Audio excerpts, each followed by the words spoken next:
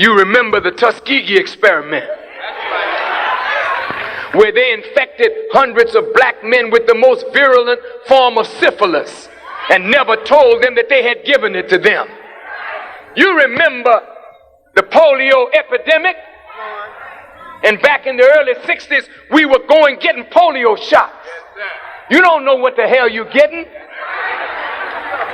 Now it was Dick Gregory who exposed the fact that millions of Americans were injected with a polio contaminant called SV40, which was cancer itself. And now many of us who had no connection to cancer, now cancer is the #1 killer in our community. Black men, the #1 killer of black men is prostate cancer. White men too, but black men more. We're being dealt with, and we don't even know it. You run out of Mississippi, you ran out of Georgia, you ran out of Alabama and Louisiana. You either gave your land away, sold your land away, neglected your land. Now you are dependent on the merchants of death in these beautiful, big conglomerate food service. You buy the food, you don't know how long it's been dead, what chemicals are used in it. You know nothing about it. You don't know how it reacts in your body. You just eat it. Then you go and you drink whiskey and wine. You eat pork. You eat all of the hormones that they inject into beef and lamb and pork to fatten it up quick. You don't know the results of it. You take steroids to get big muscles. You're so sick. You're poisoned right now, dying with poison all inside of you. They don't mind killing a few white folks just to get at you. So white folks are dying with AIDS. They put a stigma on the gay and lesbian community. It didn't start with homosexual behavior. It was spread like that through experimentation in prisons. Right. Go ahead. That's right. That's right. They sent all these philanthropists to Africa. We're going to inject the people against smallpox and diphtheria. These Africans living over there for centuries, man. Tens of hundreds of thousands of years. They're still living. Now they're dying from some unknown disease. Why? Because if America does not control the rich strategic metals that are found in Africa in the 21st century, she will not be a world power militarily. Somebody got to control it. So Africa is being set upon now, even as we speak. The conspiracy is being wrought. Right. So here now we're dying of AIDS. And we found in Kenya a black doctor who developed the best remedy for AIDS. But because he's black, they will not admit it into this country in wholesale numbers. Low dose interferon. We got the exclusive rights to distribute it now. That's right. The nation. And we have doctors now with AIDS patients taking what is called Immunex. We have to rename it because some other company here has the name Immunex, so we call it Immuviron. But 97% of those that we're treating with AIDS are recovering now.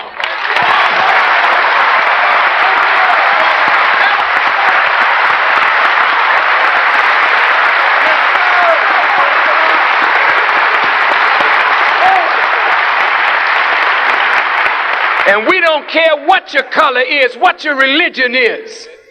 If you got AIDS and we can help you, we'll help you out of it.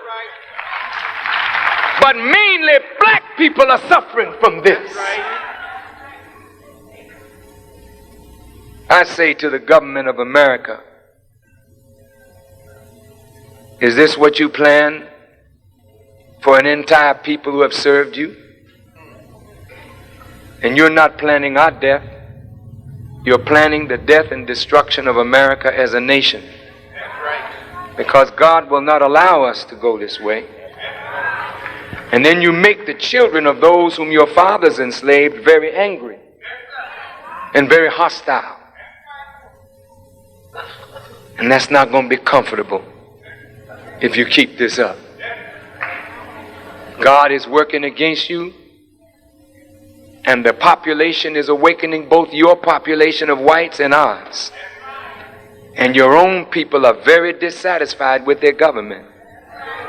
And that's why less than 30% of them went out to vote in the primaries, because they are disenchanted. So if there is one thing I admire about this Louis Farrakhan, is how bold he is, and how he articulates issues that revolves around the manipulation of human rights.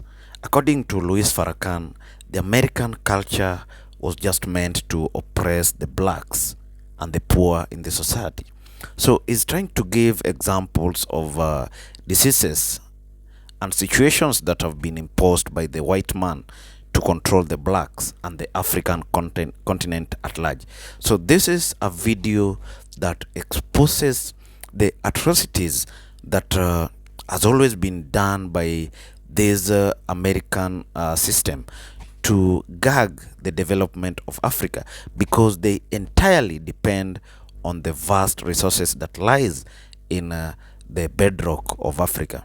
As you all know, Africa is one of the richest continents globally, and it is a host of several minerals, with most of them being precious metals, and is uncomparable to any other region. So this is why Farrakhan is talking boldly on the reason why America is steadily giving by one hand and taking by another hand, with a lot of manipulation in it. So let us continue watching this video, then make a bold reaction in the end.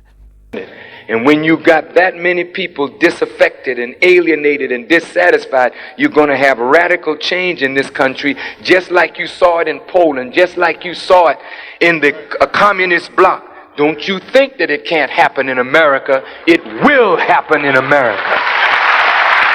Now,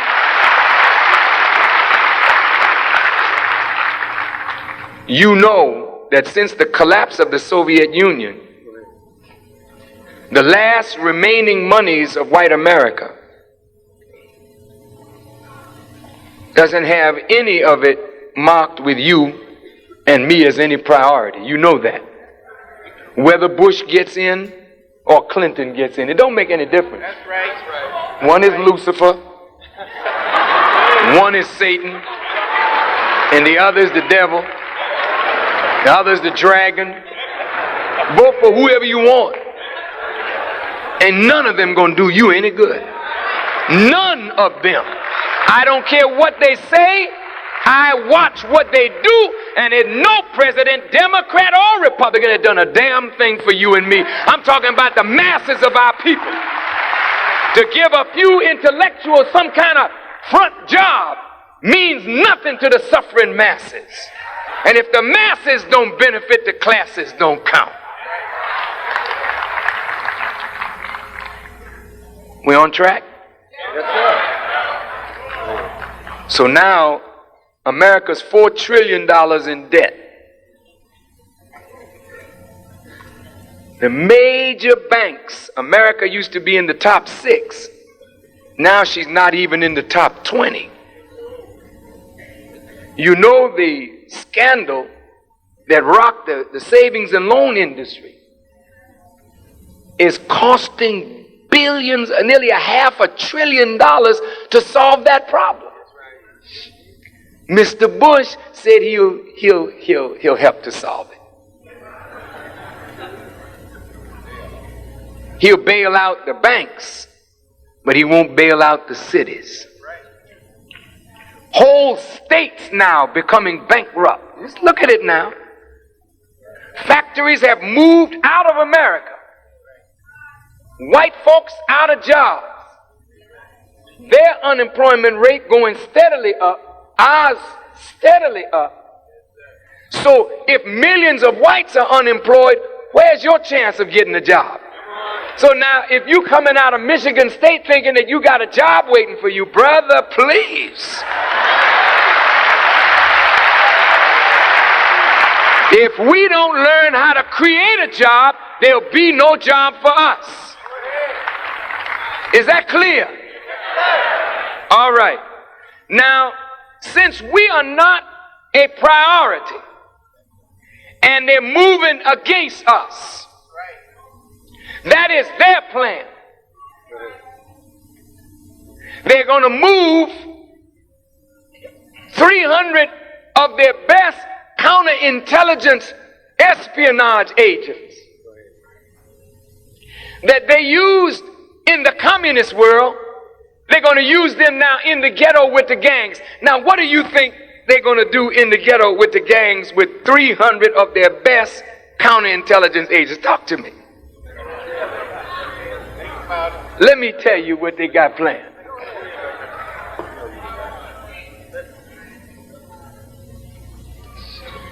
You can call me what you want, but I know you. And only death will stop me from talking to my people about the wicked plans of this government against my brothers and sisters. And even then, death can't silence me. It's over for you. It'll never be over for me. There's no death for Farrakhan. I'll come at your behind from the grave.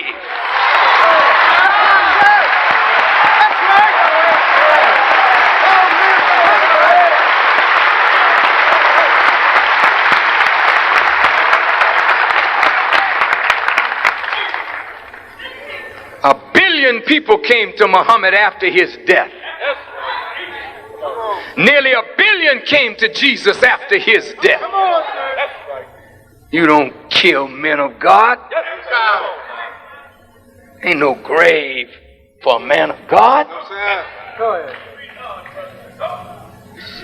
I didn't come from the earth. Come on. So the earth can't hold me. That's right. That's right. Come on, son. That which covers me came from the earth. Come on. But I come from God. That's right. And so do you. Only time the earth can clothe you is when you live for your flesh. Then you die in your flesh. But when you live beyond your flesh for the things of God that are eternal, there ain't no death for you. That's right. So Jesus said, don't fear the man that can kill the body. Fear him that kill both body and soul. Well, you don't have that power, white folks. You can't kill the soul. Best thing you can do is find some little cheap poison or something. But there's a God on scene today. Let me go on. I know it's getting late. But we got to get to solutions. We know the problem now. Y'all all right? Yes, sir. You sure? Yes, sir. Truth is hard, isn't it, brothers and sisters? If the government does not have us as a priority, and they don't, and what is their final plan? You know, the FBI head stood on television and said they're going after the gangs. And they're going to lock them up. And they're not going to give them bail. The gangs. Are the gangs really bad? You go in any white neighborhood, young white boys group together with young white boys. That's the nature of young men. And young men are impressed with physical exploits. So in white neighborhoods, city councils have all kinds of playgrounds for them. Basketball league, junior baseball league, police athletic leagues. You work off your aggressions, you see, in sports, and they turn the aggression into something healthy.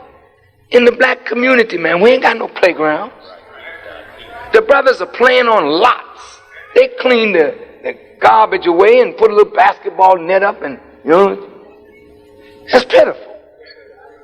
So those that don't get involved in that and don't get involved in boxing, they still got that macho thing as little young men. So we young men hang out with young men. We group together in our little corner of the ghetto where we live. And then we don't like the brothers that live over in that ghetto, corner of the ghetto. What you doing over here? So it becomes aggressive, and then we fight each other. This is what we did when we grew up. But now it's difficult because there's guns involved, there's drugs involved. It gets real complicated now. But it's really not the fault of the youth, it's the fault of those who are the stewards of that energy. We have failed our young people. We intellectuals, we the parents, have failed to provide a future for our children. We're sitting around waiting for white folk to provide a future for us, and we have not done our job to provide a future for ourselves. It is not for white people to provide a future for black people. It is for black people to provide a future for themselves. And as long as you sit around waiting for government to do for you what you could unite and do for yourself, then you'll always come up wanting. Now we're going to deal with solutions. The gangs are being fed guns and drugs. And there's only one organization left now that really speaks to the needs of black people. That's right. I think the Detroit Free Press did a survey, or whatever they did, and I got a letter from a reporter from the Detroit Free Press, and they said that 42%, I believe, or more of the black people that they polled said that the Nation of Islam seemed to have the solutions to the problems of black people. Newsweek magazine said that Farrakhan had from 26 to 32% of the black people with him. That's a sizable number. If the Detroit Free Press did their poll and between 40 and 50% of black people see the Nation of Islam as some sort of solution, and Jews don't like Louis Farrakhan and the Nation of Islam, and maybe the government, and not maybe, the government doesn't like Louis Farrakhan and the Nation of Islam. Now, don't you know that your rise has been the greatest fear? And any leader that can arise to attract masses of black people, they're terrified of such a man, particularly if they don't control him. So now the government has to move to destroy me and the Nation of Islam. I mean, these are young men that Allah blessed me to call out of the world and out of the filth and the garbage that they were involved in. And they've cleaned up their lives to try to make something out of themselves.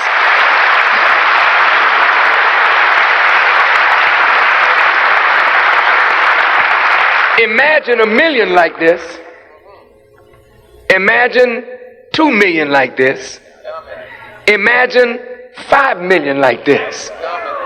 You understand? Now when you begin to think numbers, you think like white people who are in power. See, and we've done something to these blacks, and we know that they don't like us. And if ever get strong,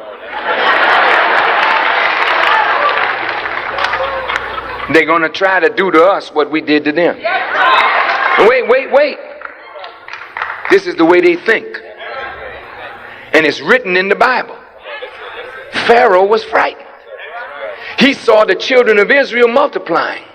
And he said, come, let's deal wisely with them, lest they multiply, join on to an enemy, and come against us. So their plan was to kill all male children of the children of Israel. The Jews understand this history. And you notice the black male is being done in. The poor sisters almost are hopeless in terms of finding a black man that will be a true mate to them. It's really sad. The black male is going. You visit all the college campuses, you see black females in preponderance. Black females in law, black females in medicine, black females in engineering, black females in science, but the black male, he's in basketball, he's in track, he's in football with his major in black studies and psychology. Please, that stuff don't work on babies today that you call psychology. All right. The black male now is being decimated. Here comes Louis Farrakhan. I'm not a big man. I'm not a muscular fella. At least I wasn't. Go ahead. I'm just a little fella with a trumpet. And evidently my people are listening. Now white folks say, we gotta stop him. Because he riles up those niggers.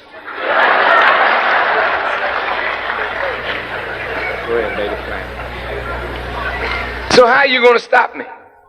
What did you plan to do? Very quickly.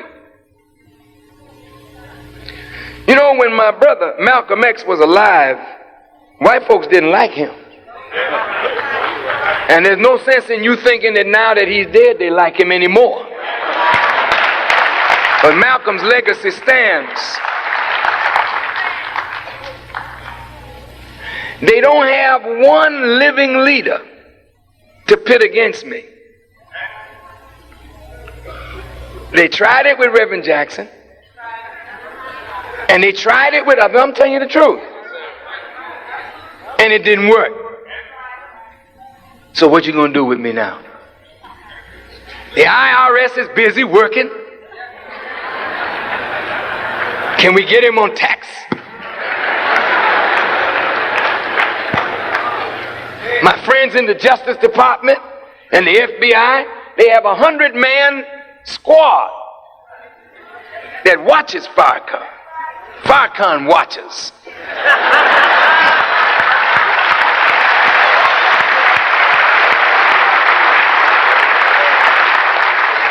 There's a scripture in the Bible, they wanted to take Jesus, but they feared the people. That's right. You wise. But see, black folk know that I'm just about the last one that they got. That's right. And black folk know that the government don't like me. And if I just fall and hit my toe, they're going to blame the government for it. That's right. That's right. And only God knows what's going to happen after that. But even if they don't rise, I'm telling you straight up, when Bush comes against me, God will move on Bush. Watch what I tell you. When the government, when y'all get tired of hearing me, and you think that you got power to destroy me, then come on and watch my God tear your behind to pieces, man.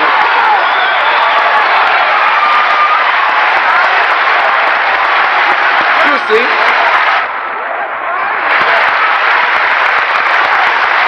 You can't be in America like this without a God. And I'm not talking about your God. I'm talking about my God. That's right. That's right. Just like the Jews could talk about the God of Israel, I'm talking about the God of the Nation of Islam. And he's not no spook, he's not no spirit, he's a real live man. But he got power over everything. Now you mess with us and see. We don't carry no weapons. We don't need no weapons. God is our rock. He's a living God, a real God.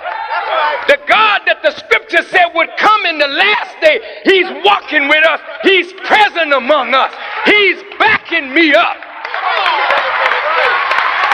Otherwise, I'd have been a dead man a long time ago.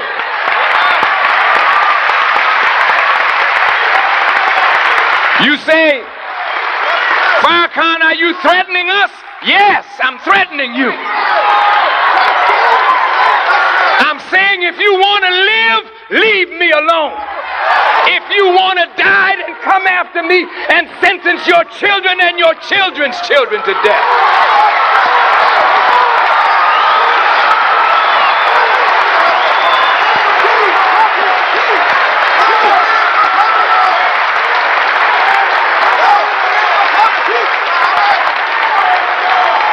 You kill your last prophet. You won't kill this one. Say, you're a prophet, I'm more than a prophet. A prophet can't handle this work. This work is too big for prophet. This is a work for God. This is the day of the Messiah.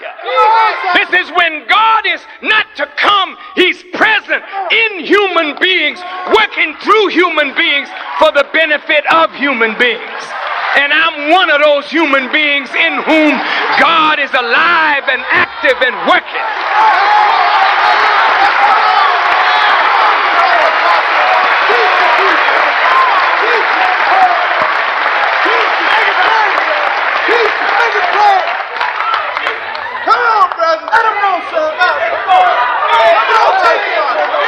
Killed all our leaders.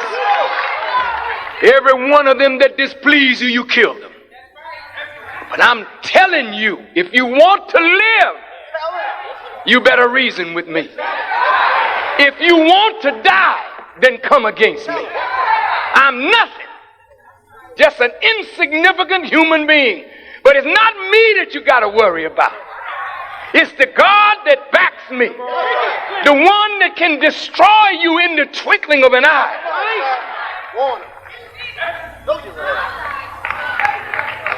If I hadn't seen the arm of God, I would be petrified to stand and say the things I say. Because none of these men can really secure me. Only God can secure me. And I know that I walk in the valley of the shadow of death. You ain't got to tell me. But the Lord is my shepherd. No question about it. I'm a rightly guided man. That's why in the midst of all of the opposition, I am successful. You can't turn the people against me unless God pleases. Do all that you can against me.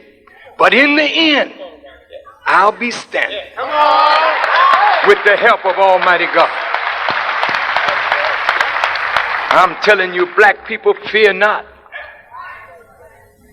Our power is with you today if you jump up and get yourself together.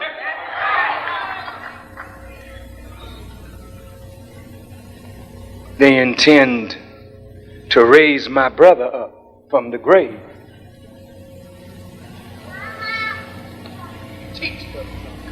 Right.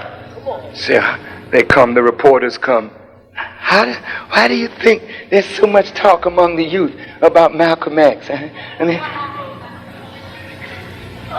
I don't even answer you.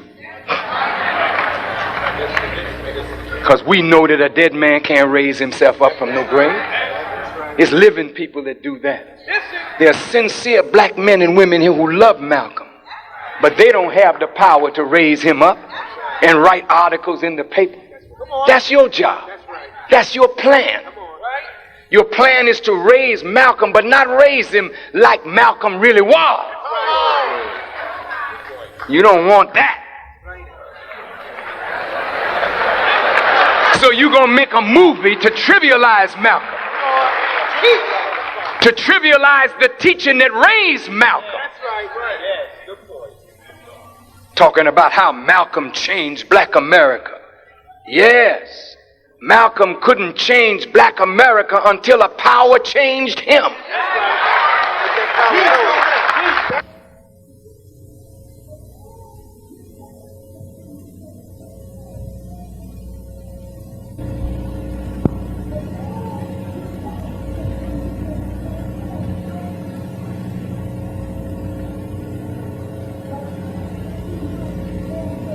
Yes, Malcolm couldn't change black America until a power changed him. That's right. Malcolm was like most of us, a hustler. That's right. He was a pimp. He was a robber, a thief, an abuser of women until he heard a word. And that word caused him to quicken to life mentally. And then he read everything in the prison library, starting with the dictionary. Malcolm only went to the 8th grade of school, but he handcuffed your scholars and whipped them in debate because he had a superior knowledge. You don't want that, Malcolm. What you want is to raise Malcolm up to hero status, knowing that you have the guns in the ghetto among our young people who are formed into what you call gangs. You got one of the best black actors around today, Denzel. And Denzel will play Malcolm to the bus. Spike Lee is a sincere person. He's not an insincere man, but he doesn't really know the history.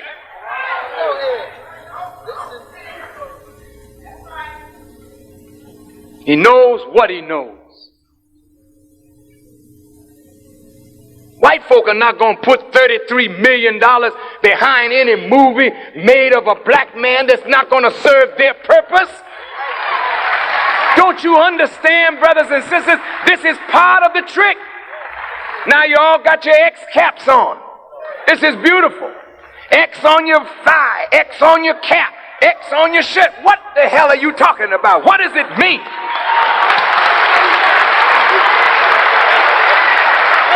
Huh? You know where that X come from? It's a mathematical thing. It stands for the unknown. Malcolm's name was Malcolm Little. Little wasn't his name. Little was the slave master that owned his father. So when they branded their horses and their cows and their pigs, they named their niggas. So that's why you're Johnson today. Jones, Smith, O'Reilly, Overbrook, Underhill, Roundtree, green, white, black, blue. You got Italian names, Jewish name, Irish name. You ain't none of that. English name. You're not that. You're a black man whose origin is from God, but you were brought from what is called Africa. You don't speak an African language. You don't wear an African name. You don't have an African presence because you were robbed of that by white people and given their culture, their religion, their name, their language, their learning. That's right. That's right. So when he met the Honorable Elijah Muhammad taught him that was a slave name, and he gave him an X because X means unknown. We don't know who you are, but if you're qualified, you can wear one of the righteous names of God. So when they buried Malcolm El-Hajj Malik El-Shabazz. They didn't bury him Malcolm X, and they didn't bury him Malcolm Little. So you got your X. Now you better come on to the man who's really giving them out.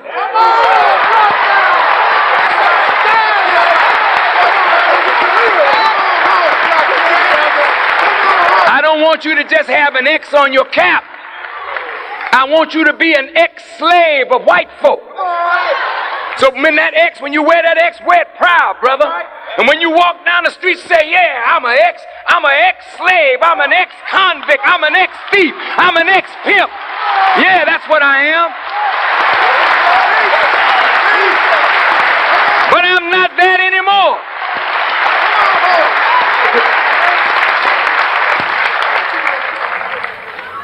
All right, let's wind this up. Solutions. Now, since white folk don't have a solution to our problem, and their only solution is the solution they've used all along, genocide, that's not going to work. It won't work for us, and it won't work for America. If you plan it, I'm telling you, America will go the way of Pharaoh. Just remember, Pharaoh's in the book for you, because you're the modern Pharaoh. And all the white folks that are in this country, that are in this hall, see, you're tied to those prophecies even though you haven't done nothing to nobody. Because you are the beneficiary of all the suffering of these that built the country for you to inhabit and enjoy. Just remember that. So unless you repudiate the ill-gotten gain of your father, maybe you won't have a part in the future New World Order. Not the New World Order envisioned by George Bush, but the New World Order that comes with a man in Scripture called the Christ, or a man in the Quran called the Mahdi or Muhammad.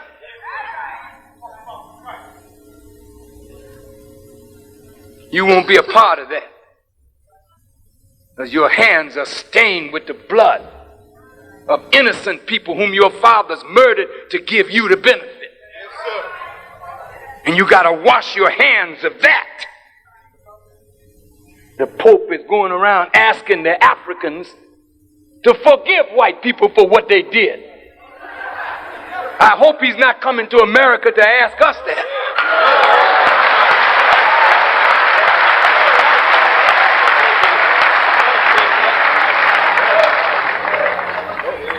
The Pope should come to America and say to white people, repent.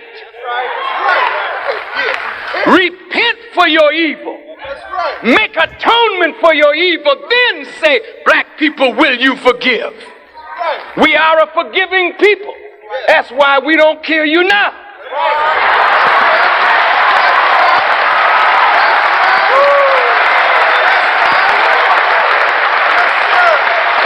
Am I sounding crazy? You let a Jewish person find somebody that was a part of their Holocaust.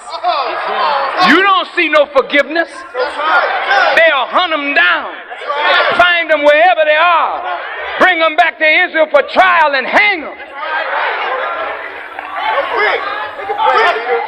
Well, we're human too. We got the same kind of feeling, only the heart of black people is much more compassionate. We are willing to forgive if you are willing to change. But if you're not willing to change and make atonement for what you did, then don't ask black people to forgive. You better petition God. That's right. Because he's present now and he ain't playing. It's judgment for America and judgment for the Western world. In fact, judgment for the peoples of the earth. Not going to get away with this solution. Since they don't have a solution, let us offer some to help America get out of this condition. I think that's nothing but fair that we should offer a solution. Now, some of our solutions may sound extreme.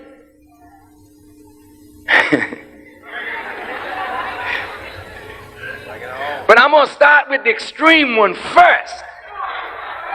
And if you don't like that, I'll put it to the side and get less extreme.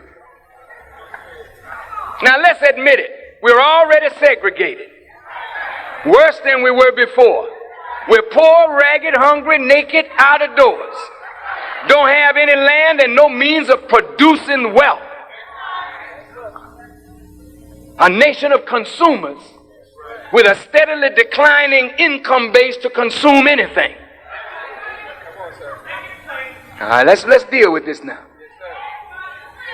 Solution. America. We help build you. We didn't come on no Nina Pinta, Santa Maria, no Mayflower.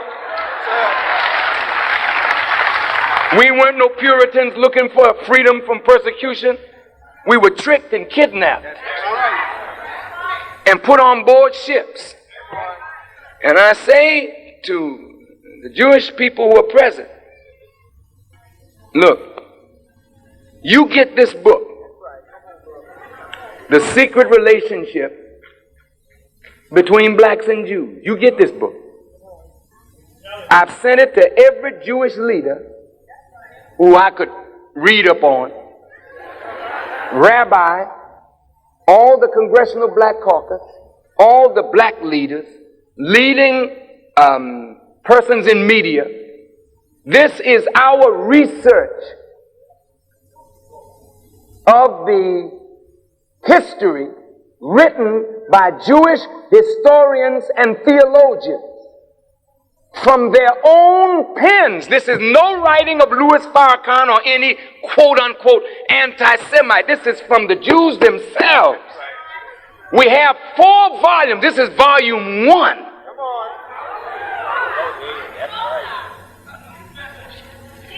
We did our homework.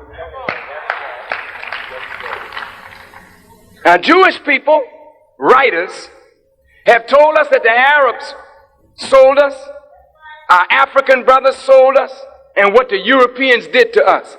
But they have never documented what their own hands have done. This is not anti-Semitism. This is just facts.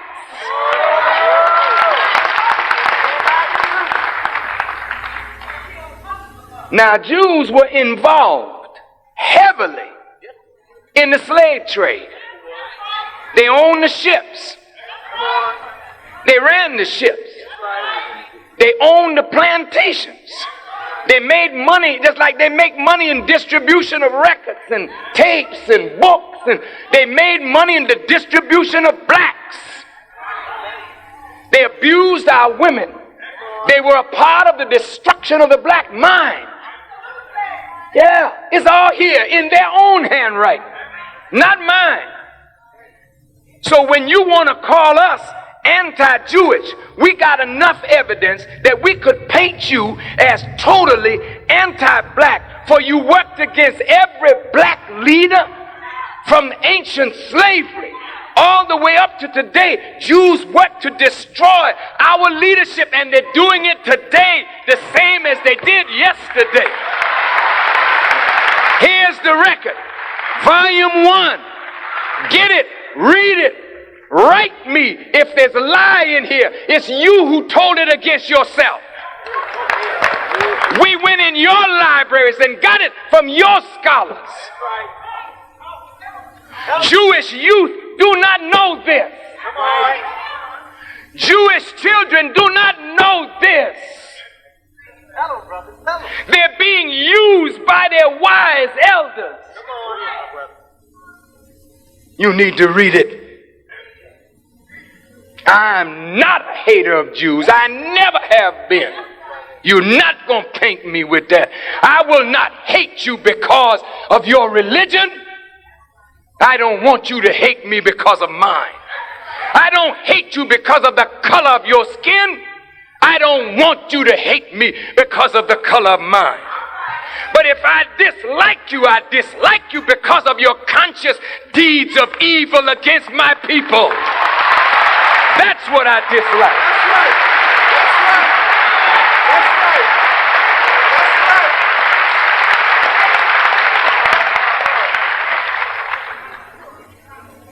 Well, why are you putting it out in a book? I want to prove my point. Blacks and Jews have a relationship. You all crying about Farrakhan is upsetting black-Jewish relationship. That's a lie. You're not going to blame me for what you're doing. Come on. Go ahead.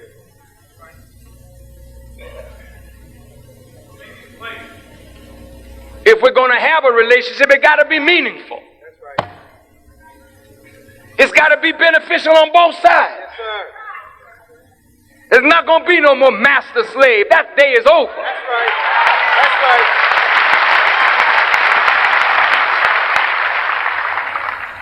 We want a relationship with any human being on the earth that wants a relationship with us, but you will not have a relationship with us as no master-slave. That's over. We're too intelligent now to be enslaved by you or anybody else. We don't want you using us. That's right.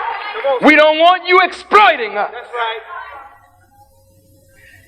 Michael Jackson is our Johannesburg. Come on. We ain't got no gold mine, but Michael is our gold mine. Come on. Michael Jordan is our gold mine. That's right. Eddie Murphy is our gold mine.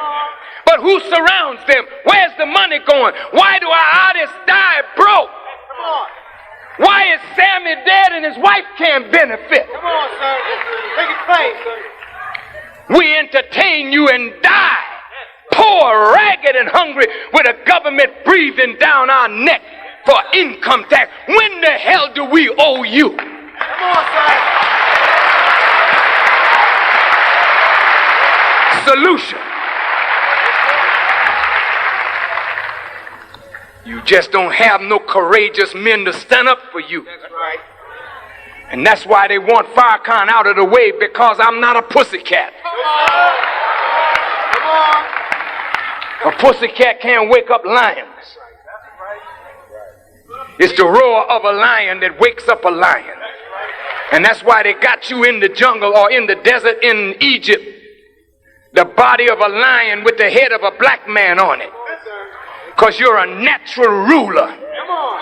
Not only of the jungle, but you're a natural ruler of civilization. But you're asleep, as the Bible said, there's a lion asleep in Judah. Who's going to wake him? You can't send no pussycat to wake up a lion. Come on, sir. And if they can steal the roar of this lion, then you'll stay a pussycat. But if they can't steal my roar, then pretty soon there'll be a roar from every corner, from every nook, and from every cranny in America and in the world. The lion is up. The lion is roaring. The lion is moving. The lion will return to power again. Yes, sir.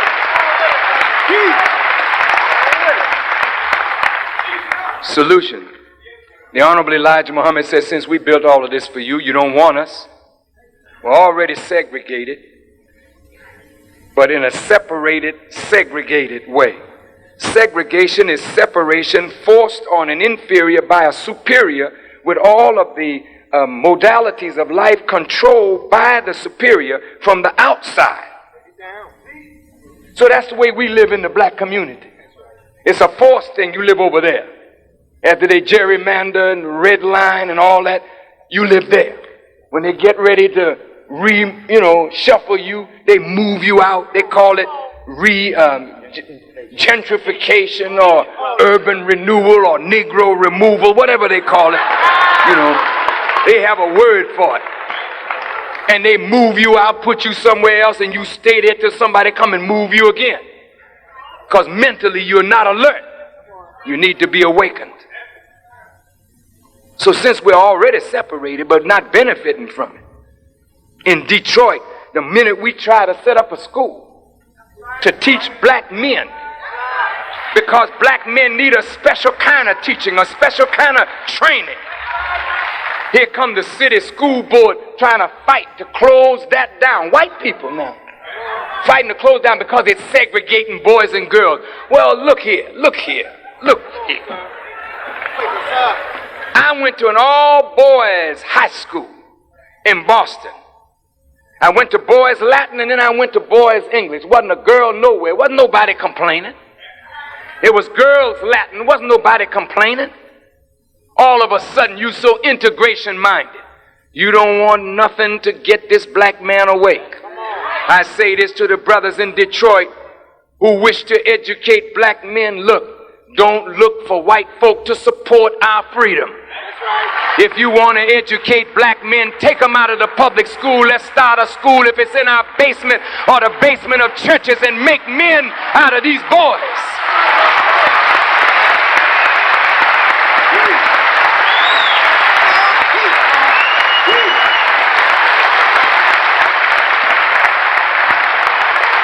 stop asking for permission from white folk to do what we gotta do. We don't need their permission. Take your children. Where we gonna get the money? Where you get the money to buy the liquor that you had? Where did you get the money to buy the dope that you had? Where did you get the money to buy them sneakers for $120 and these designer foolish clothes? Where did you get that money?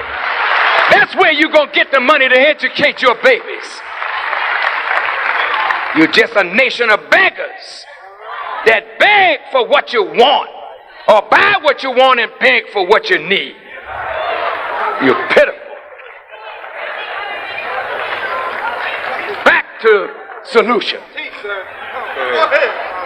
Number one, if you will allow me, I would like to go to the government on our behalf.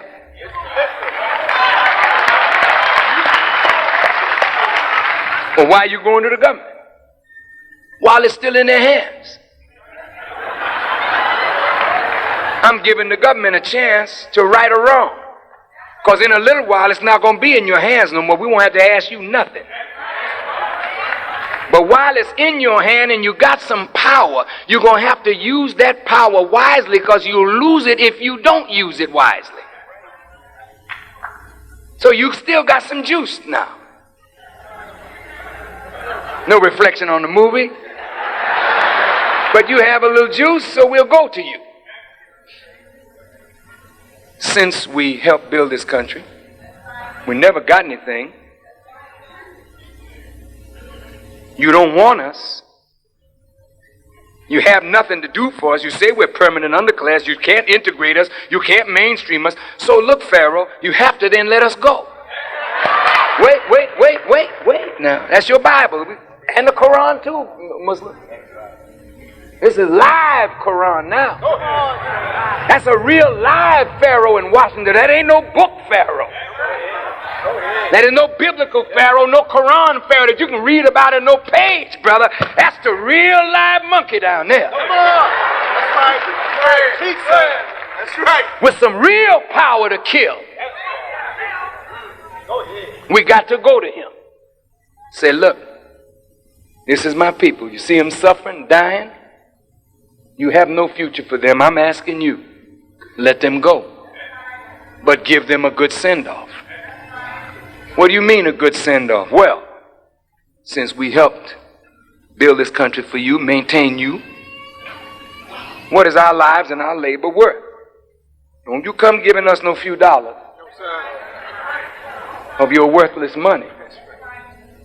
We want some of this earth that we can call our own, where we can begin to do something for ourselves. What are you suggesting, Farrakhan? I'm suggesting you separate us into states of our own. Are you suggesting we give you states? I'm suggesting that we earn them. You didn't offer us even Rhode Island, the smallest state you got. You haven't offered us nothing for our labor and our lives. Don't you let them offer you no white woman. And that's payment. Don't you let him do that. Don't you let him do that. Or some of you will take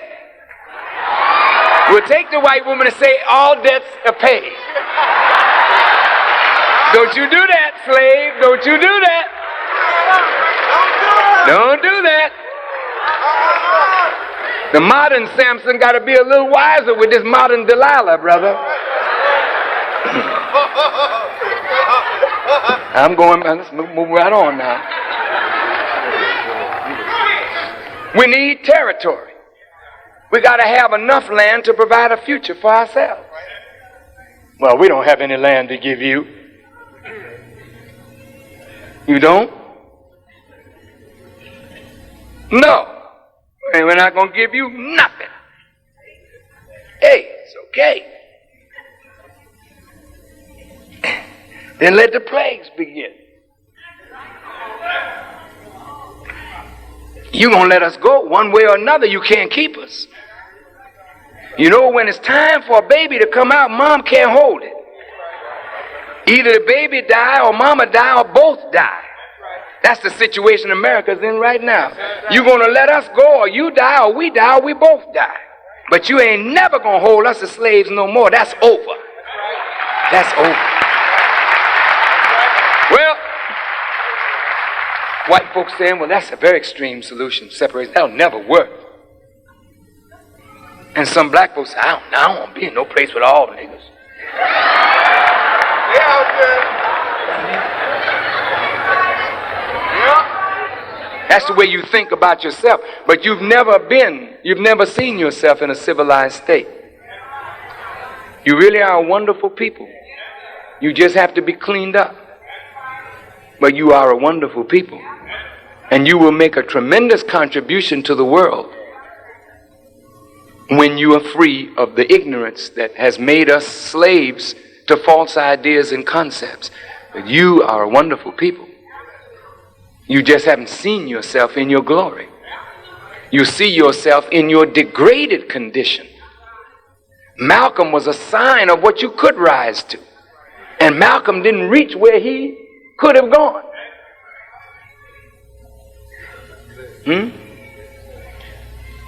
White folks wouldn't know what to do if we left. You know, at Olivet College, where are the students from Olivet? Are you here? Stand up, students from Olivet. Where are you?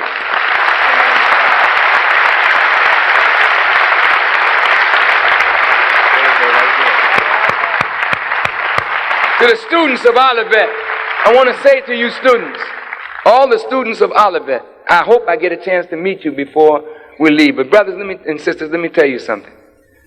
You're on an all-white campus, which this is too. You know, just a few of us here. But these two young brothers were jumped and beat up for some alleged disrespect to some white girl. And this is always the way it happens. They kill us over some disrespect. You know, if we were like that, there'd be a lot of dead white folk around there, wouldn't there?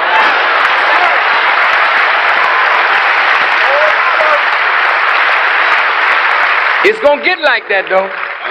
It's going to get like that in a minute. I promise you that.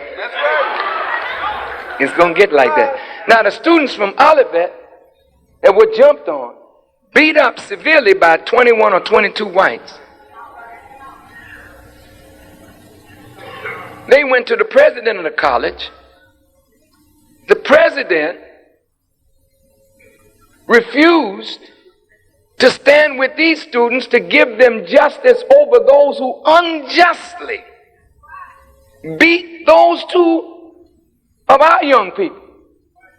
Now, if the president of the college will not see that the students get justice,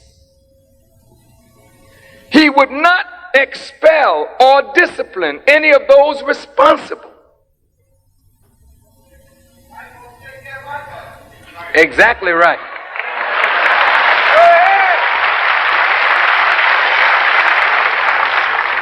The city police couldn't offer them protection, even though the Klan had threatened to move on them. And the campus police would not offer them protection.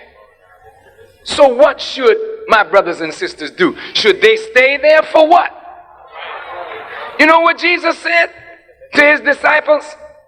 If you go into a city and they don't want you, wipe the dust off your feet and move out. Look, brothers and sisters, I don't have this education. But I'll sit down with the best of your scholars. And you can't go into any discipline that God hasn't shown me something about it that will even deepen your understanding of your own discipline. Because God is at the center of all knowledge. And his knowledge of all your disciplines is absolute. Yours is theory. I'm not saying that I know your discipline better than you. But all I have to do is listen to you talk. And I'll see into what you know, something that you probably don't see into it. I'm just telling you that God's honest truth. And I'm not being vain or egotistical or bragging or boasting. But God knowledge is superior knowledge. Brothers, look, and sisters, if they will not protect you, you don't need to be there. If the president of the college will not see that you get justice in that society, you don't need to be there. Go where you're wanted, go where you're respected, and get your education. And if you're not respected in any place, can you read? Then you don't need none of this. You don't need any of this. All I got, all Malcolm got, he got from reading.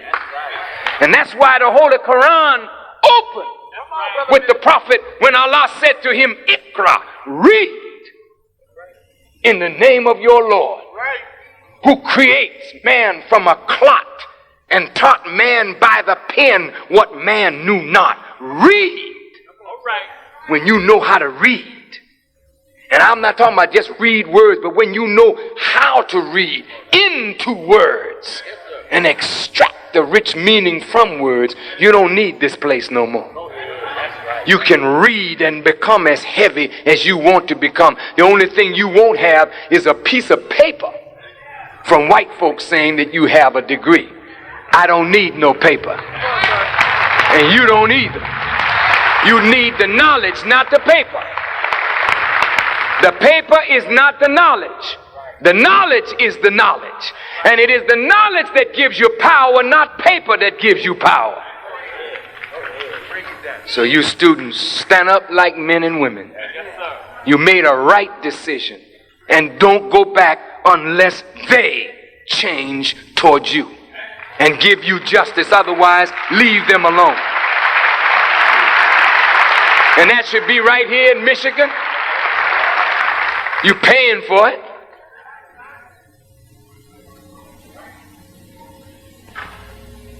So,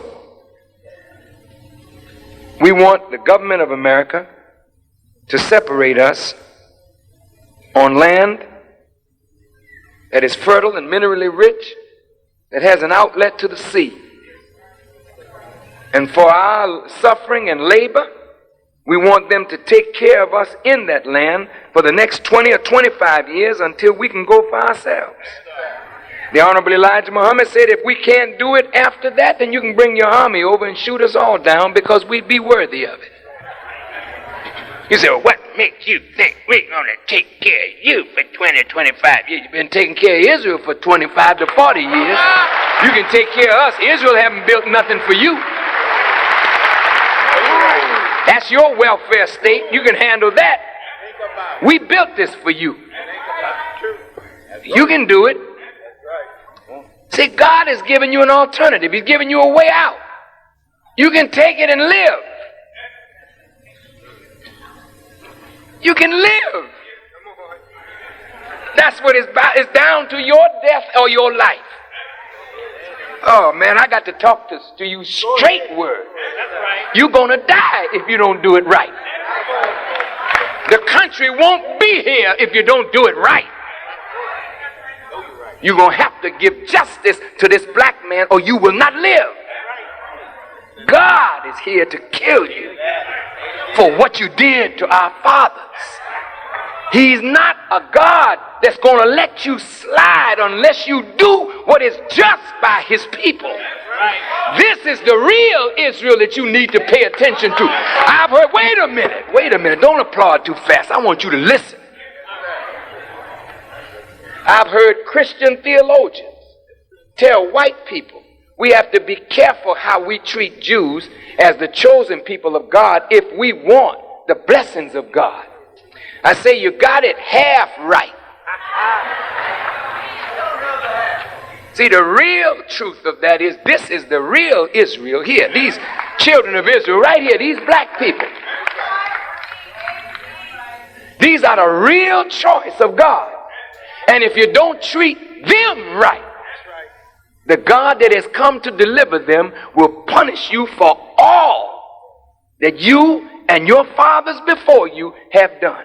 He will visit the sin sins of the fathers on to the children, even to the third and fourth generation of them that hate me. I'm coming out of your book now. You're not going to escape today. Go ahead. Death is looking you in your face. The weapon of your destruction is already here. Go ahead. You have no power against it.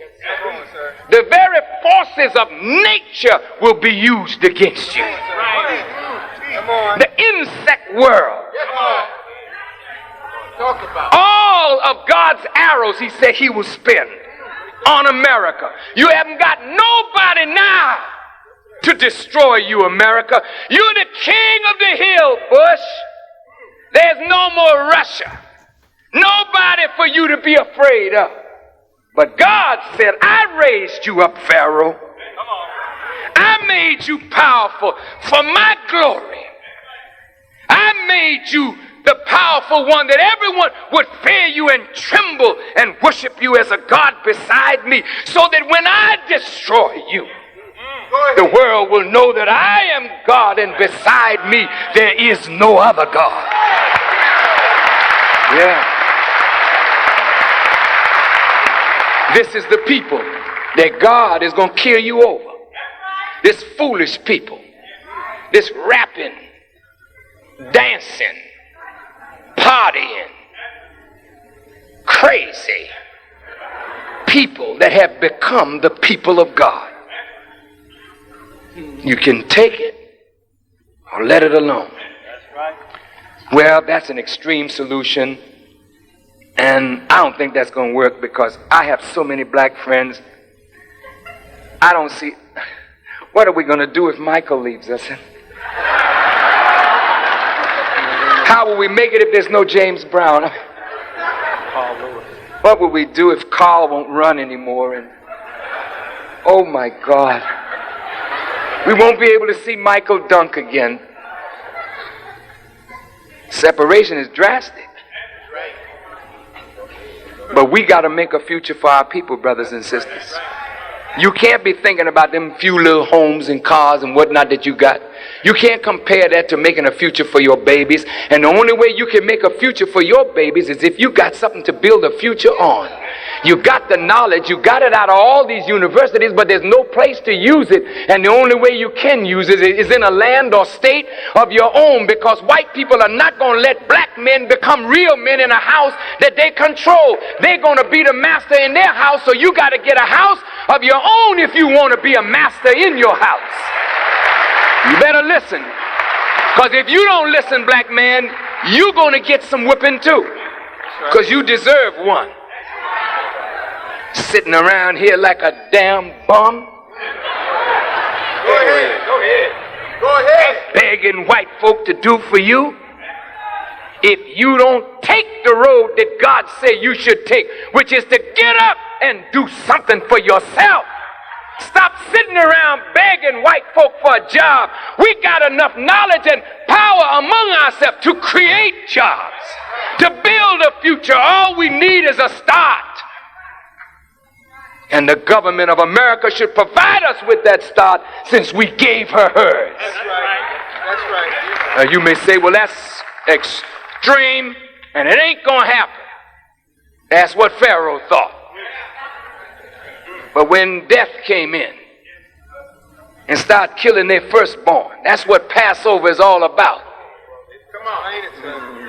Ain't that what Passover is about? Yes, sir. Come on now. The death angel came into Egypt, That's that. and everybody that didn't have an X, not on their cap, Make it plain, sir. but everybody that didn't have an X Go ahead. on the gatepost of their house, Come on.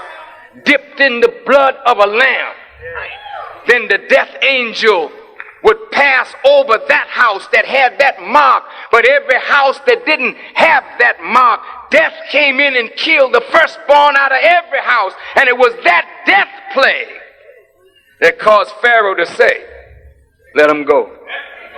Tell Moses, take his people and get the hell on out of here. Then after he said that, then Pharaoh decided to kill Moses and his people. And that's when God killed him. And his body floated to the surface, and we have the body of that Pharaoh in the museums in Egypt, where you can go see it. He's left as a sign for Bush.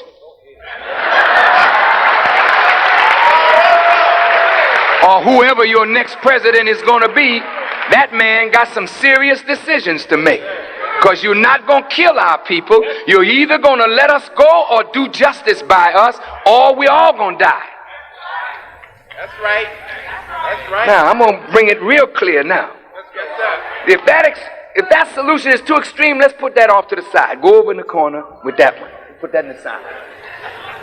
Now, let's deal with something else. There got to be a solution. Okay, here's option number 2. Yes. Option number 2 is this. Look, I got to go to the government again. Look, y'all paid reparations to the Japanese. You illegally deterred them in concentration camps. You illegally took away their properties. You admit you were wrong. Now Congress has agreed to pay the Japanese reparations. Good. Germany is paying Israel and Jews reparations right now for their Holocaust, which they should do. East Germany had to agree with that when they formed the union with West Germany. They agreed. Fine. Precedent has been set. Good. Damage has been done to these, my brothers and sisters, black people all over the Western Hemisphere. I'm speaking specifically of the United States, but all over the Western Hemisphere, we've been damaged. Damaged mentally, psychologically, morally, spiritually, humanly. Have we not? What is it going to cost America in reparations to the children of the slaves who worked for 300 years for nothing? Add that up. Add up the lives that were lost in the Middle Passage, coming from Africa to America. Conservative estimates about 50 million. You talk about your Holocaust. Let's talk about this one that you and your people were involved in, the Black Holocaust. Let's talk about that. Add up the destruction of the black mind, where human beings were dropped to the level of animals and then written in your Constitution as 3/5 of a human being. Just add it up. Add up after slavery. Come on. Every black leader that stood for us, how the government that we pay taxes to plotted against those leaders, murdered those leaders, deported those. Add it up. Just add it up. How you going to repair this damage? You don't even know how. We know how. God has given us the guidance how to repair broken black minds. This is what we're doing now. With no money, no help, just the help of God, we're preparing black minds, repairing black women, black men, and making them social beings again. They're not where we're going to be, but we're on the road to a high level of civilization. We know how to repair the damage. But now, will America say, yes, we were wrong, and here's reparations? Now, what will reparations be? Yes, it will entail some money. You got a lot of gold there in Fort Knox. We're glad you stored it. You stored what you stole.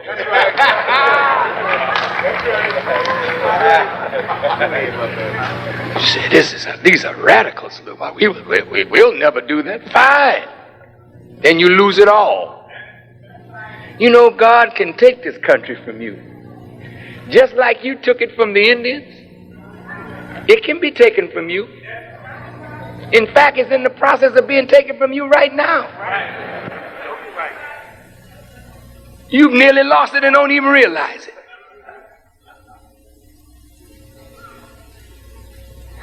It's really sad, boy. Y'all got a chance.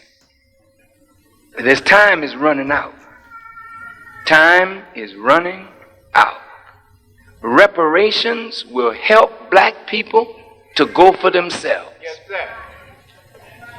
Look at all the education that you have. Just with some reparations from the government, if we used it wisely, we could become a productive community right inside of the United States. Now look at this possibility. You got over 750,000 people in prison. Our young men. There's no rehabilitation for them in prison, is there? Here's part of the solution. Here's part of the solution. If they don't want to give us reparations, let's go down another notch. We didn't give up our claim to Africa. We still have a claim on Africa. That's ours, isn't it? Suppose we go to our black brothers, since Africans were involved in putting us in this condition. Just like the book said of Joseph, Joseph's brothers sold him into slavery. And we were sold by some of our own people. We're here now. Okay. Well, will you give us some territory? You got plenty of it over there that's unused. Check this out. Territory, fertile, minerally rich, outlet to the sea. We don't want to be landlocked. I already have places in mind. Wait. You got a sign out there in the harbor, give me your tithe. You're poor. Your huddled masses yearning to breathe free, the homeless, tempest tossed, send them to me, because I lift my lamp beside the golden door. So you've been a camp, a haven for refugees. Well, now, I got a light. But I'm not a statue. That's right. I'm saying to America, give me my brothers and sisters out of these jails. Wait. Don't clap. Think. Who started America? The convicts from Europe had a chance to leave Europe and make a new reality. That's why America's here, because some convicts, not the social elite, but some convicts, along with some enterprising intellectuals, wanted a new reality. Who started New Zealand and Australia? Convicts. Some of the most brilliant black people in this country are right in these jails, but nobody's trying to reform them. You know that the only rehabilitation in the jail is the Nation of Islam. That's right. We go into jails, and that's how Malcolm got reformed. We went in jail and got him. And we'll go in jail and get our brothers. We got many of these out of jail. That's right. Give us your tithe. You're poor. The huddled masses yearning to breathe free. The wretched refuse of this teeming shore. Send them to us. Look, you got people running all over the world trying to find a place to dump toxic waste. These are wasted human beings. We know that there's promise in each one of them. Instead of building new prisons, give us the funds that you use to keep them in prison.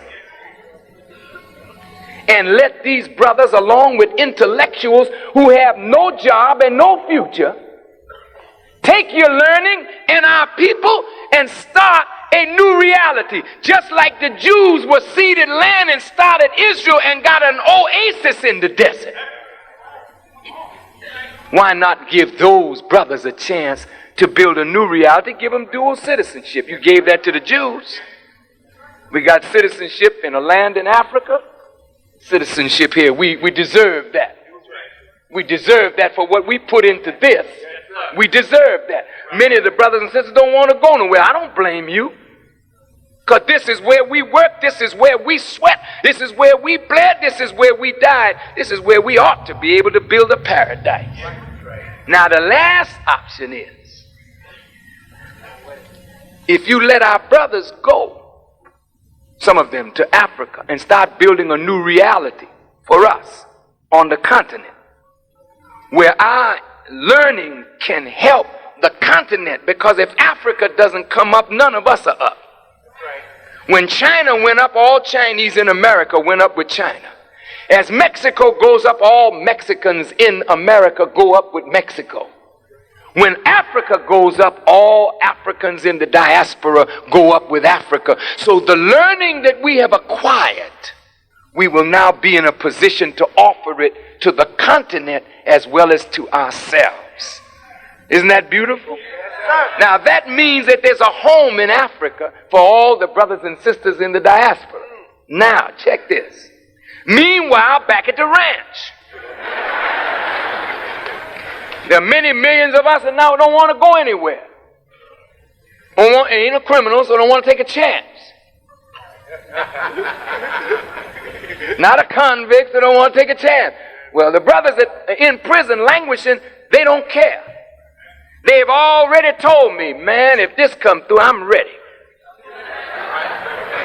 Anything beats a prison cell. And if they know that they're carving out a future for their people, you'll see the best that is in them come out, just like the best in Malcolm came out once the garbage was washed away, a man was born. These black men are all great. They just need a chance to prove their greatness. Now back in America, the last resort, we can build a paradise for black people right here. How are we going to do it? Out of the American economy right at this time, we get something in the neighborhood of $220 billion a year, most of which goes right back into the hands of white people. We have proposed a 3-year economic savings plan. If 50% of black people already agree with the Nation of Islam and trust Brother Farrakhan, I'm asking you to go one step further. I'm asking you to take $10 a month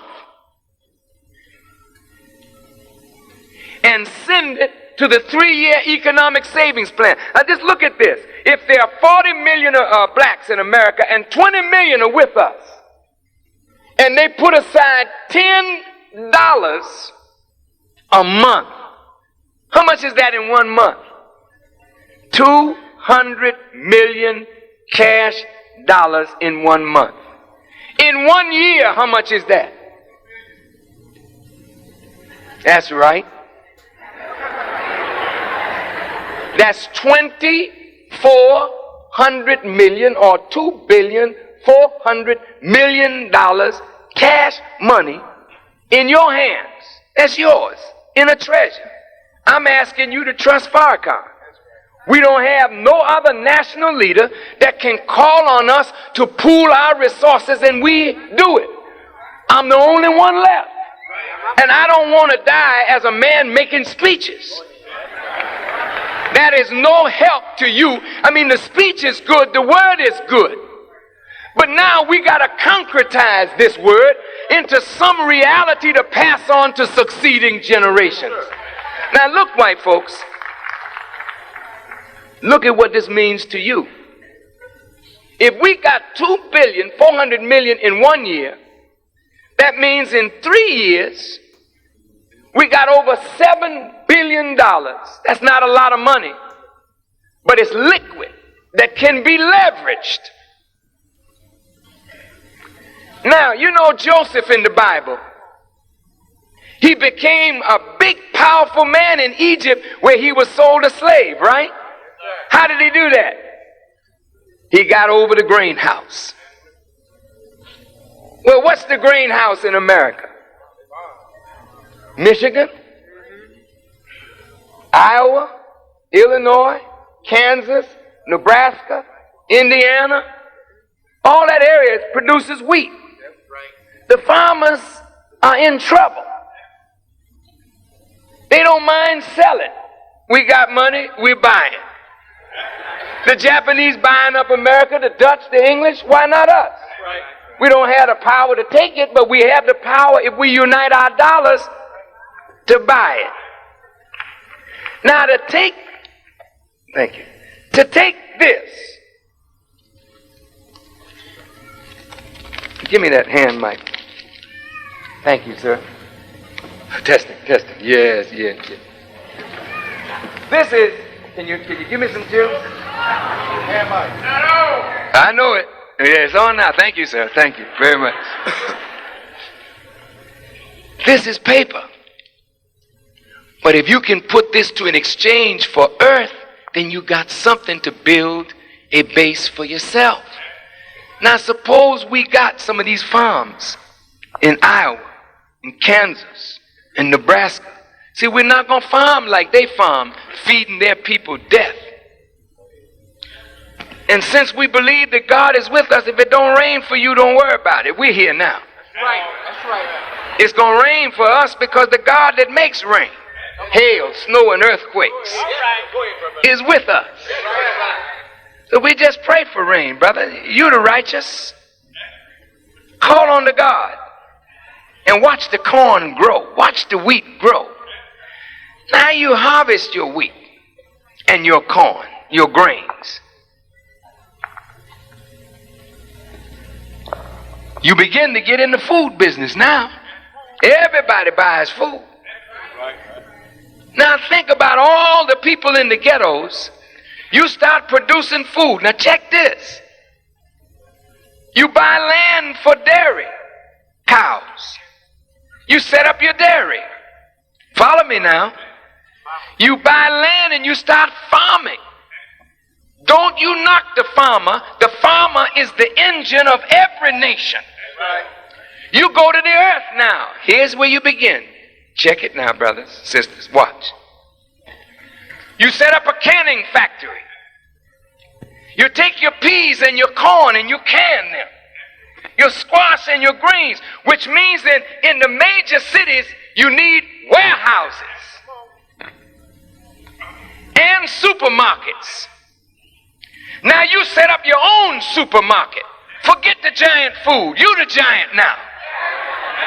Are you listening, brother? Now you bring your money to your supermarket. You buy First Baptist peas. I don't care. You can name it that. Second Baptist corn. Messianic squash. Nationalistic asparagus. Red, black, and green. Whatever. But it's yours. Now all of us, we don't care about religion here. We're all buying from our supermarket. Now your clerks, jobs. You got to have trucks in order to get your food from the farm to your warehouse. So you got to buy trucks. So here we go now, white folks. We got to come to you now. We got the money. You can't say, nigga, get out.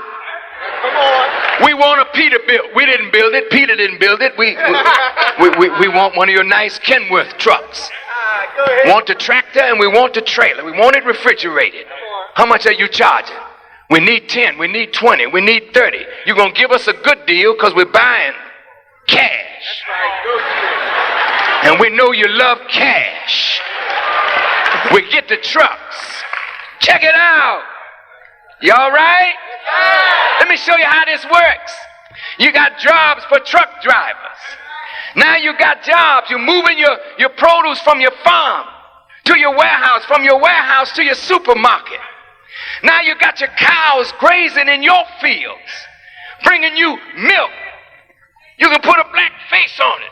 That's right. Sam's milk. Oh! Whatever. And you don't buy nobody's milk but yours because we're going to make it wholesome. We're not going to cut no corners. We're not in it for profit. We're in it for the health of the people. No matter what their color, we want a healthy people. Pretty soon white folks say, man, them people, they got good product. We're going to their warehouse, cheaper too. We're not going to argue. You take our dollar, we'll take yours. Very nice. Now we're competing for the dollar. You got it, brothers.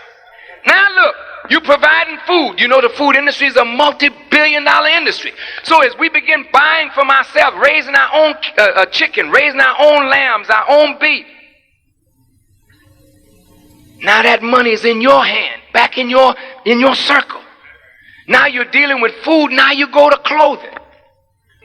You got the cows. They gave their hide to white folk. They'll give it to you. Take the hide, brother. Dye the hide. Make you some shoes. You know these white folks' shoes hurt our feet.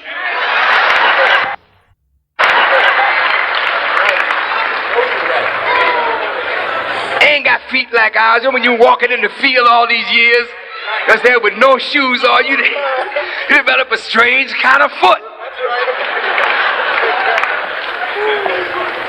Can you imagine all these shoes we buying from Italy, we buying them from Spain? It was a black man that revolutionized the shoe industry. Why not let's do it again? Now you start making shoes. You like sneakers? Sneak up on something yourself. Say, look here, brothers and sisters, look. Everybody that got sneakers on, raise your hand. All right, now, is it real rubber in there? If it's real rubber, you know who's producing the rubber? That's your people. Now, you see, you're not a black man from America. You're an international human being. You got your brothers and sisters all over the world. You got $7 billion. Now you're international, baby. You don't go with no shopping bag. You go with a ship. Hey, understand? You ready? Our sisters don't need to be dressing in those sacks. Put them in silks. Your brothers over there making the silk. I mean, the worm is making it, but they got it. They sell it to us.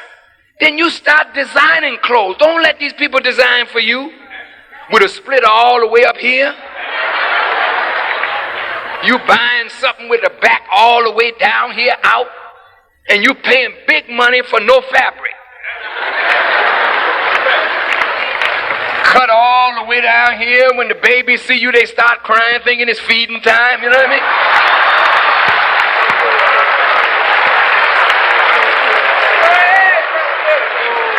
And you know these designers don't design for black bodies. You know we're kind of big in the back. We have some behind there. You know what I mean? The white folk got these flat things. You know what I mean? Black folk got shapely. And you buy these designer clothes, you hiked up, you know what I mean? Down in the front, up in the back. You know, you look like hell walking with your big self in that.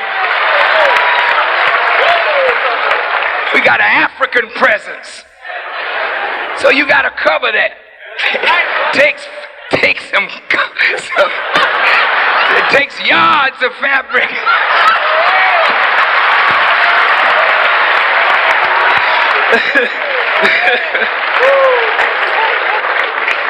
Now you're into the clothing business. You set up factories all over the country. You're making clothes. All these underwear we got on, who making them? You buying underwear, a little strip over here, a little strip there, a little $20 for what? An elastic with some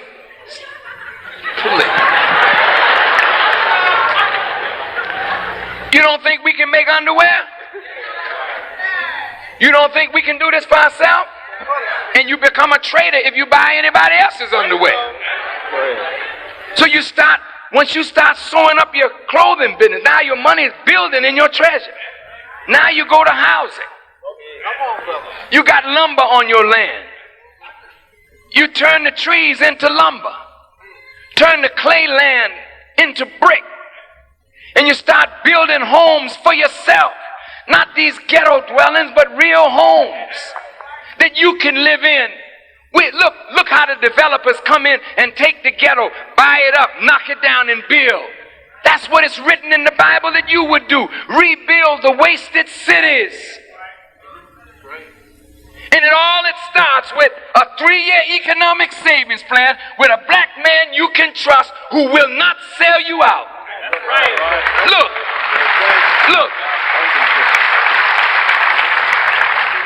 You set up your own national banking system. Take your money out of white folks' banks. They're not giving you nothing for it. Put it in your own bank. Then use your own money to develop an economy for yourself. Now, you enter international trade. Look at the Caribbean. The West Indies is full of the best kind of fruits, vegetables, rich lands. Why don't you and I invest? Right now in Ghana, if we had the money, we could go and invest in gold and diamonds. Don't we need gold and diamonds? Paper's not going to be the medium of exchange in the future. It's going back to gold. You don't have any? Oh. Well, then let's take this paper before it gets useless and go and invest in Ghana, in Africa, and let's start mining gold and mining diamonds. That's how the Jews got rich. That's how many of the Arabs got rich. They're now in Africa mining gold. Well, hell, they mining our business. Go ahead. That's right. Go ahead. Now, when you start thinking like this, before you know it, you become a respected people. Because now you're wealthy, you're becoming economically independent, then you set up your own schools. You start teaching yourself. You set up your own hospitals. You cannot trust people who experiment on you.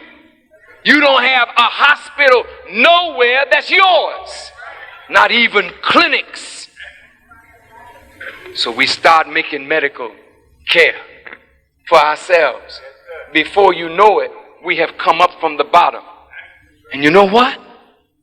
White folks said that if we keep making babies the way we are, in less than 100 years, we'll be the majority population in the country.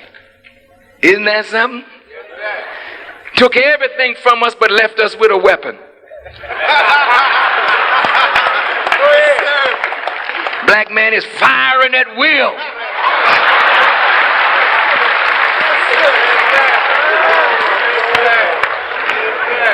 Every time you look around, a new one coming.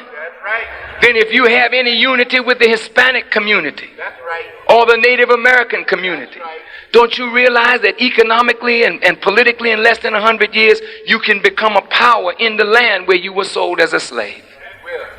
So you got a presence in Africa now, just from taking your young men. You got a strong presence in America. You're avoiding the AIDS crisis because we got the solution to that. Now you start cleaning up your act. Stop disrespecting yourself and your women. And you begin to show civilized behavior like righteous people. Then white folks start taking their hat off to you and say, are these the same people that our fathers destroyed? Look at them. And I'm saying this to Jews and Gentiles alike. You can have a share in this. Because if you would turn now and help this to become a reality, because the black man has to do for himself. He can no longer depend on you. But if you help him, God gives you credit for that. Then the sins of the father don't have to descend on their children.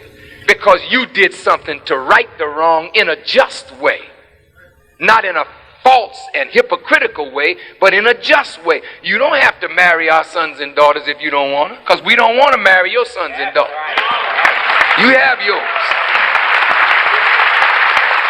I don't like to see black women with white men. I don't like that. I don't like it. I don't like it.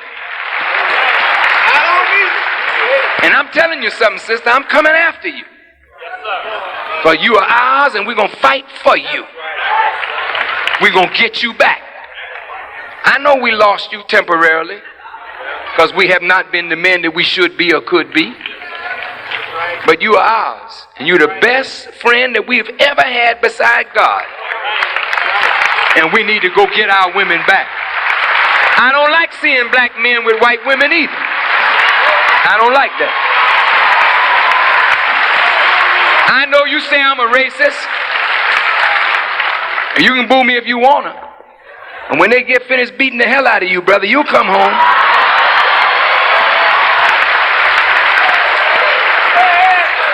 And I'm going to tell you something. These white men are getting sick of you. They'll let you have her for a minute, but today, the conservative mood in white America is getting worse and worse and worse. So you just keep on walking down the street with that beautiful white lady talking about how much heaven you in. And you find yourself going somewhere quick. We don't know whether it'll be heaven, but you sure won't be here. These white boys gonna stomp you for that. Leave her alone. What do you want her for? Well, no, I'm asking you a legitimate question. What do you want her for?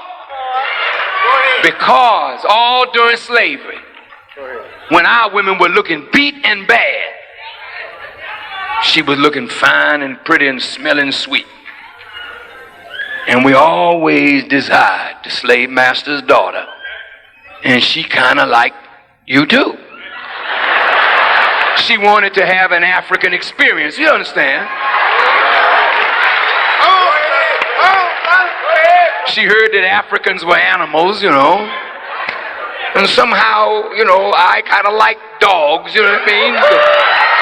But we'll just have an animal house here. So here's old Sam. Always wanted him a white woman. White folk used to hang us for looking under her dress when it was on a clothesline.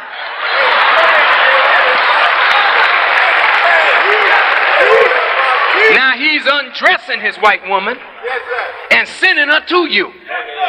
You can't play football today, you got a white woman. You can't play basketball today, you got a white woman.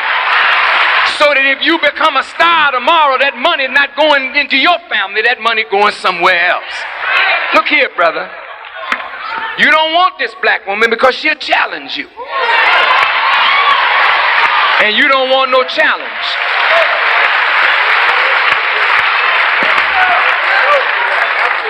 I want peace between the races. And the only way you're going to have peace between the races, let the white man have his white woman, you give us our black woman. Now, of course, love transcends all, don't it? Doesn't it? The question is, are you really in love? I'm going to ask you, white man that got my black sister, do you really love her? You're a damn liar. How in the hell you gonna tell me you love my sister and don't love the father, that black father that produced that black woman? And you're a damn fool if you think that that man loved you.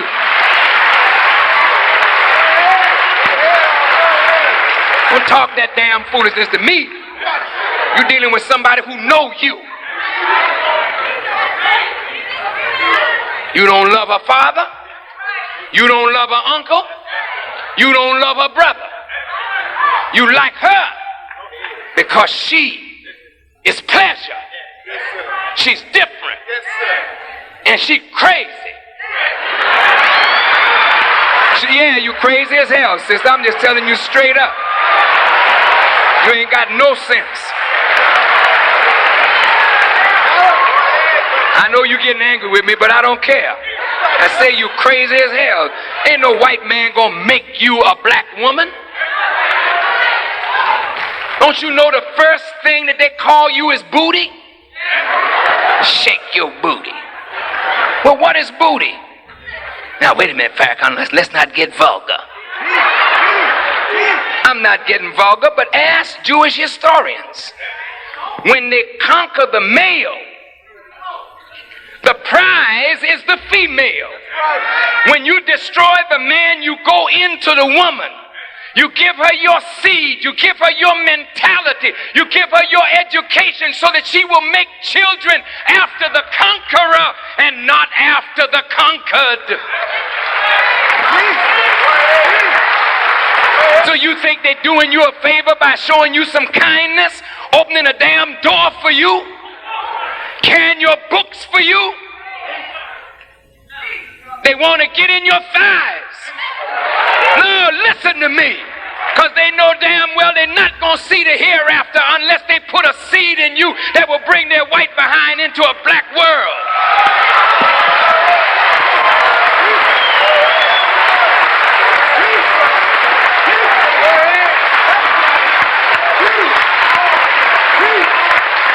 You didn't hear me, did you? I know that's raw. But white folk are thinking, how am I going to get into the hereafter? Come on, son. Teach. They use you. Come on. Sweet talk you, because your black man don't know how to talk to you. Come on.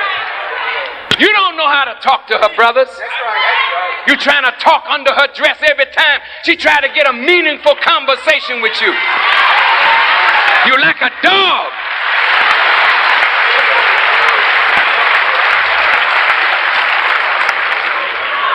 White folk come to her real smooth. Hello, Sadie. How did you say? How did you No, I've really never had an experience with colored people. I mean, African Americans. I'm so confused. I'm so confused.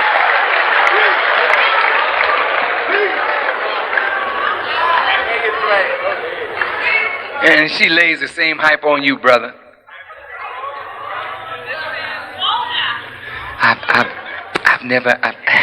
I've never been out with a black man before. It's quite a new experience for me. You people are so, muscular.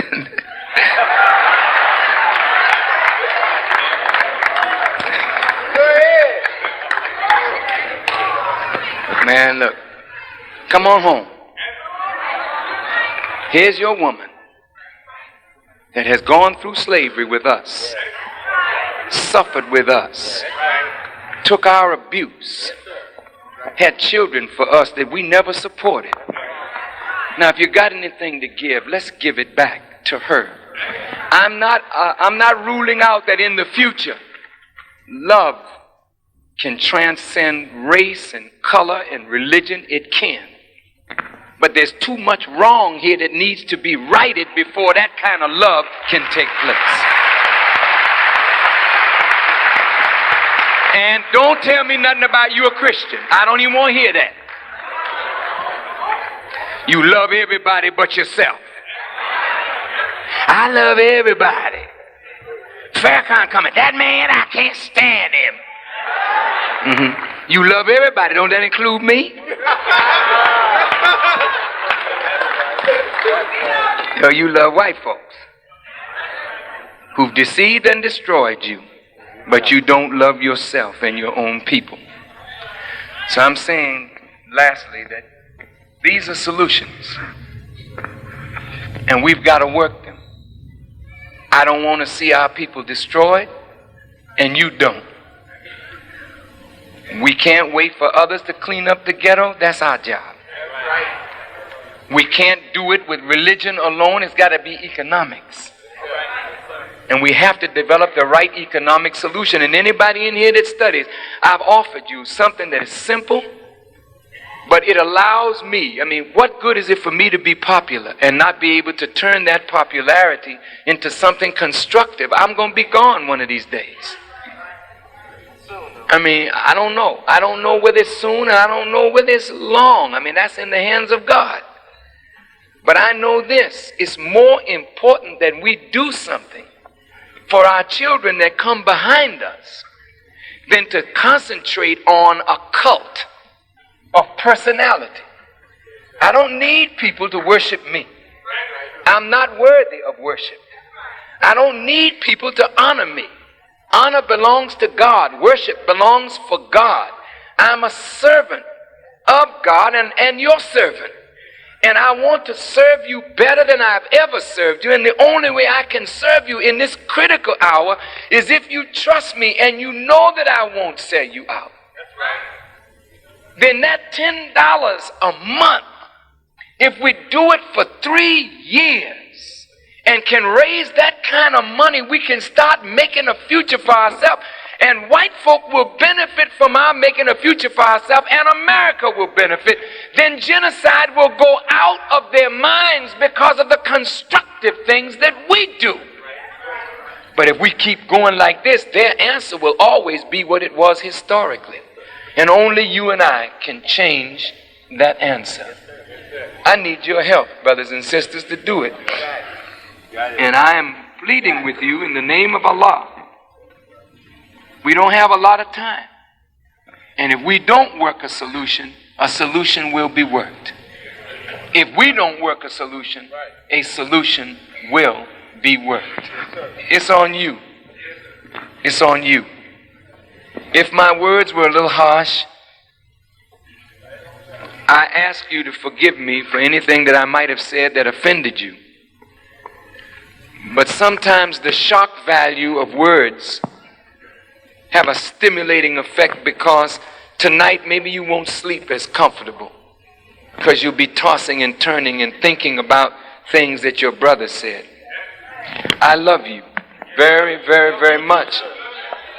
And I would be willing to give my life today, this very minute. If giving my life would free you, I would give it right now. Because I have no reason to live except to see you free, justified, and equal. And believe it or not, white folk, I would like to see you become human. I would like to see you become human in this. Now wait. I'm not trying to put you down. I'm not saying you're not human. And we all have potential humanity. We're not human yet ourselves. Human means that you have risen to the point where your mind is developed with mastery over this humus, or that which comes from the earth. But when you are mastered by color consciousness, when you can only think color, think biology or sex, or think material, you are not yet human.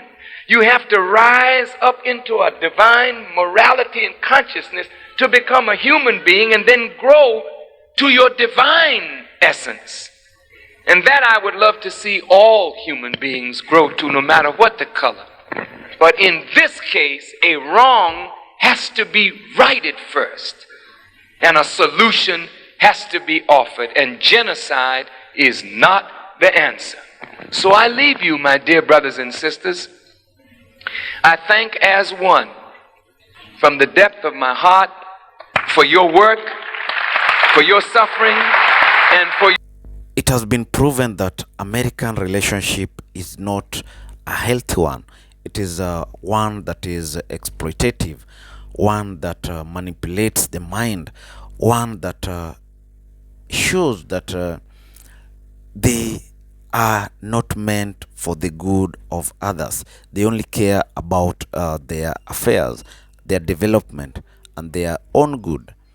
According to Louis Farrakhan, America always does their things for their own benefit. And this has been proven by the points that Louis Farrakhan has raised regarding how they deal with the African continent. In another video, I brought about how the USAID works and how USAID is being used to manipulate Africa. It is a narrative that is being created by America so that they can be seen as supporters of essential services in Africa. But in a real sense, deep down, they exploit the minerals in Africa by instilling conflicts. For instance, in Congo. In Congo, there has never been peace because of the mineral gold that lies in that country.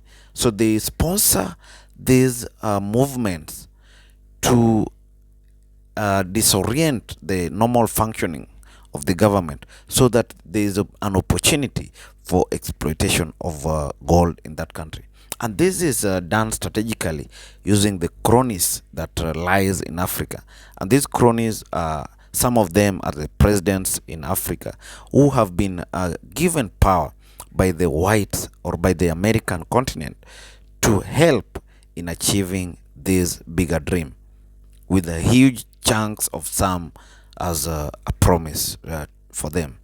So Africa has a long way to go unless it realizes where the brain is beating them.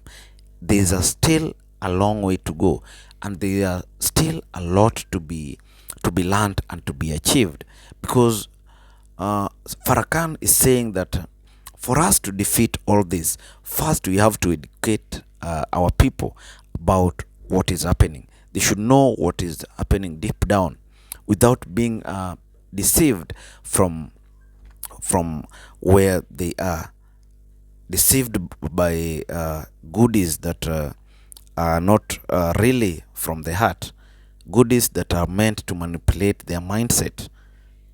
So this is a conversation that is very, very healthy for the development of the black men, be it in America or in Africa, because they are the vulnerable population, the population that have been seen as lesser beings in the society. So it's a wide range of conversation that we should encourage ourselves to take part in, because that is how our liberation will start, because it will foster unity, and through unity you can, or we can, defeat different forces that are against our development.